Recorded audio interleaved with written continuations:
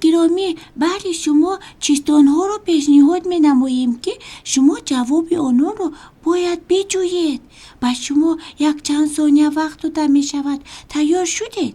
آغاز کردیم. از آسمانی پستک برفی زیاد می بارد. اکنون ما باید با شما فکر کنیم و جواب این چیستان رو بجوییم.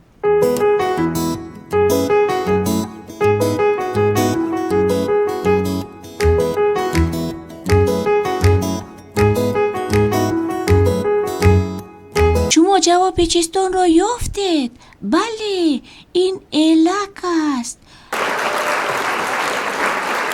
چیستان دیگر را گوش کنید. اشتر کلنگ بدم نه جو خورد نه گندم، آب خورد زی دریا، کار کند به مردم. اکنون باز برای شما وقت داده می شود تا اینکه جواب چیستان را بجویید.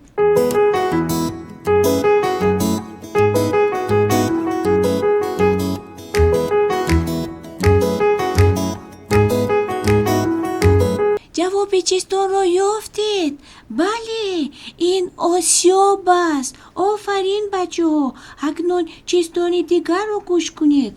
گلیمی رنگه رنگه، درونش پوری تنگه. باز برای شما وقت داده می شود تا اینکه جواب این چیستان را بجویید.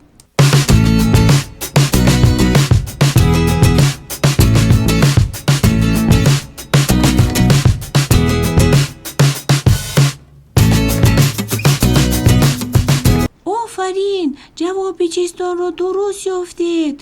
جواب چیستان می باشد آسمان و ستاره ها. چیستان دیگر را گوش کنید.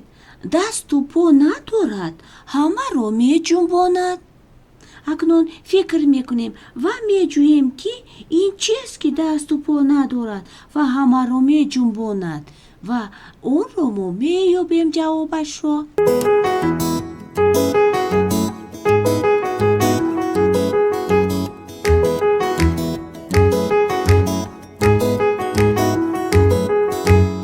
آفرین دوستان، آفرین، این شمال است. آفرین. چیستان دیگر را گوش کنید. اشتر گردن دراز می رود دور و دراز. جواب این چیستان را ما باید بیابیم. اکنون برای شما باز وقت داده می شود. فکر می کنیم.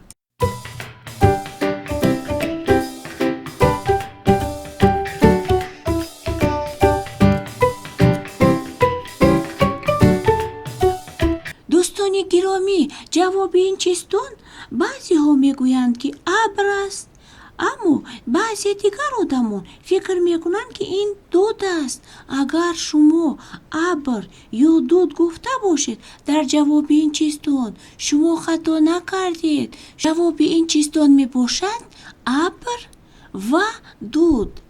دوستان گرامی، در اینجا من با شما خیر و خوش میکنم. اگر برنامه من به شما پسند آمده شده باشد شما علامت بسیار خوب رو پخش نمایید. با کانال ما ابونه شوید تا اینکه جواب چیستان ها رو با هم بجوییم. شاد و خرم باشید.